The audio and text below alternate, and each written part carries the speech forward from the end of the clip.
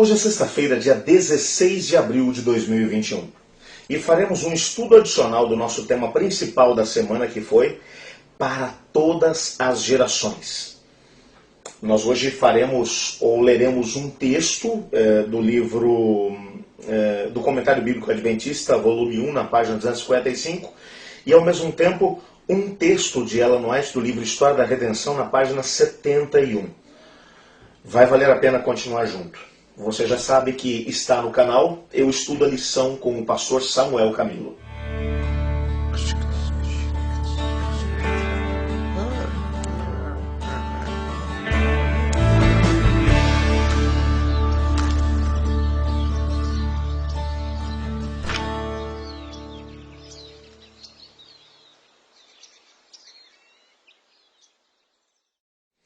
A nossa lição dessa semana pode ser resumida com um parágrafo, como aparece no nosso guia de estudos hoje, que eu gostaria de ler com você. O texto diz assim: as alianças de Deus com Noé foram as primeiras a ser discutidas na Bíblia. Elas demonstram seu interesse pela família humana e o seu desejo de ter um relacionamento conosco. Não se esqueça de que tudo aquilo que a gente estudou durante essa semana trabalha em cima dessa ideia, o relacionamento de Deus com a humanidade. Você se lembra que, no meio de toda uma geração, por que Noé foi escolhido em detrimento dos demais? Não é porque Deus disse assim, não, eu gosto mais dos olhos do Noé, por isso estou escolhendo Noé. Noé tem um penteado mais bonito que os outros, o porte físico do Noé é melhor do que os outros. Não, Deus escolheu Noé por quê? Porque Noé era um homem íntegro, justo e andava com Deus. Já explicamos o que é que significa esses três itens. Justo é porque ele tinha sido justificado por Deus. Ele era íntegro. Ou seja, ele vivia de forma piedosa, vivendo os princípios da palavra de Deus, movido pelo Espírito Santo, é claro, até porque nós vimos que a graça de Deus estava com Noé. E o grande segredo, ele andava com Deus, ele tinha um relacionamento com Deus. Por isso ele foi escolhido entre os demais.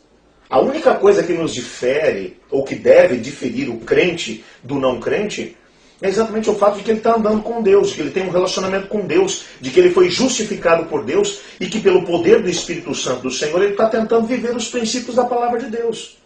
Foi exatamente por isso que o Noé foi escolhido. Não é porque ele era menos pecador do que aquela geração, mas simplesmente porque ele estava buscando andar com Deus. É tanto que, como já mencionei, a Bíblia vai mostrar que o Noé era um cara pecador.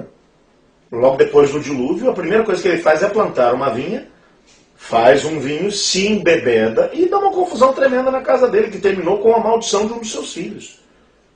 Você compreende que o Noé era um pecador? Por que ele foi escolhido entre os demais? Não é porque ele era melhor do que os outros, não é porque ele estava numa relação com Deus. Aquele que é crente em Deus, em todas as eras, ele pode ter uma plaquinha na frente da casa dele, do seu corpo, do seu coração. Estamos em obras. Nós vamos continuar em obras até Cristo voltar. A graça de Deus, no dia em que a graça de Deus não nos cobrir, nós estamos completamente perdidos. Portanto, esse foi o grande segredo. E o texto continua dizendo. Ainda, Deus reafirmou a sua aliança com Noé. E o compromisso dele com Deus o protegeu da apostasia e salvou a sua família. Isso aqui é tremendo. Aqui aparecem algumas palavras que têm que ser aqui destacadas. A primeira delas é compromisso. Ele tinha um compromisso com Deus. Sabe, tem gente que tem medo desse negócio de compromisso. Estabelecer um compromisso com Deus. Como é difícil esse negócio. Não, filhão. A ideia é a seguinte.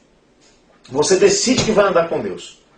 E todo aquele que decidiu andar com Deus, pode ter certeza que em um momento ou outro vai tropeçar, vai cair, vai pecar, vai dizer o que não devia dizer, vai fazer aquilo que não deveria fazer, vai pensar o que não deveria pensar. Mas cada vez que isso acontece, acontece como um acidente de percurso, não acontece como um estilo de vida.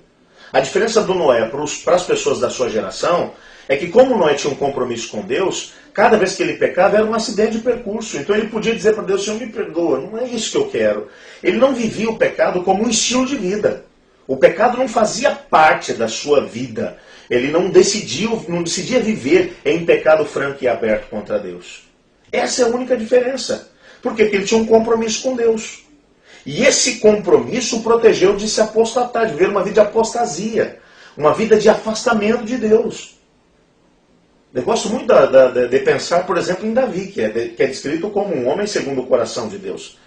Aí você olha para a história dele e descobre que o cara foi lá, cobiçou a mulher de um dos seus generais, foi lá, teve um caso com ela, quando ela engravidou e mandou recado para ele foi lá e mandou matar o cara, ficou com ela e tal. Aí o profeta vem e diz para ele, olha, Deus viu o que você fez, viu, Davi? E Davi se arrepende do seu pecado. Escreve o Salmo 51, purifica-me com ensopo e ficarei limpo, lava-me e ficarei mais alvo do que a neve. Aí você vai vendo, o cara se arrependeu. Por quê? Porque o pecado, na experiência dele, não era um hábito, não era um estilo de vida.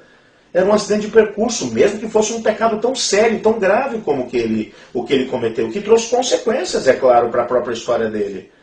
Mas qual a diferença entre ele e Saul? Saul tomou a decisão de viver uma vida de pecado aberto e franco. O pecado era um estilo de vida para Saul, o que já não era para Davi. Por isso, quando Davi morre, Deus diz, esse era um homem segundo o meu coração. Por quê? Porque quando ele tropeça e cai, ele fala, Senhor Deus, é tanto que Deus vai dizer para ele, escolhe, você quer ser castigado pelos homens ou por Deus? Ele fala, eu morro nas mãos de Deus. Meu negócio é com Deus. É isso que vai acontecer com a vida daquele que está com o Senhor. É essa aliança, esse compromisso que Noé tinha com Deus que o protegeu da apostasia. E mais, salvou a sua família. A salvação da família de Noé aconteceu por quê? Porque ele tinha um compromisso com Deus. Quando você tem compromisso com Deus, isso vai influenciar não apenas a sua vida, mas aqueles que estão próximos de você. Sua família, sua esposa, seu marido, seus filhos. Isso é uma coisa fantástica. De uma outra forma, o apóstolo Paulo falou a mesma coisa quando disse que uma esposa fiel a Deus é capaz de santificar o seu marido que é infiel. Traz bênção para dentro de casa. A história de Noé é essa.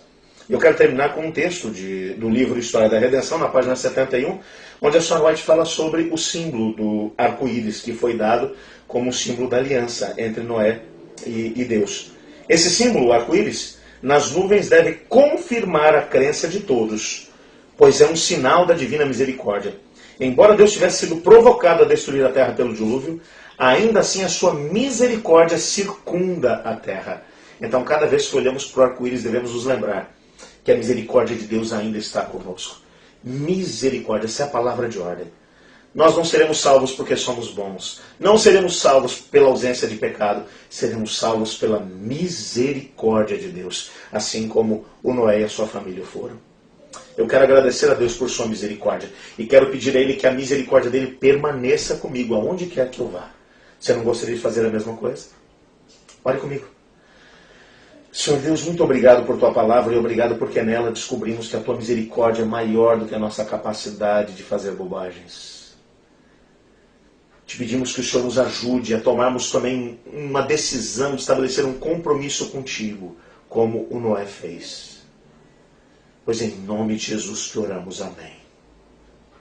Eu estudo a lição. E você?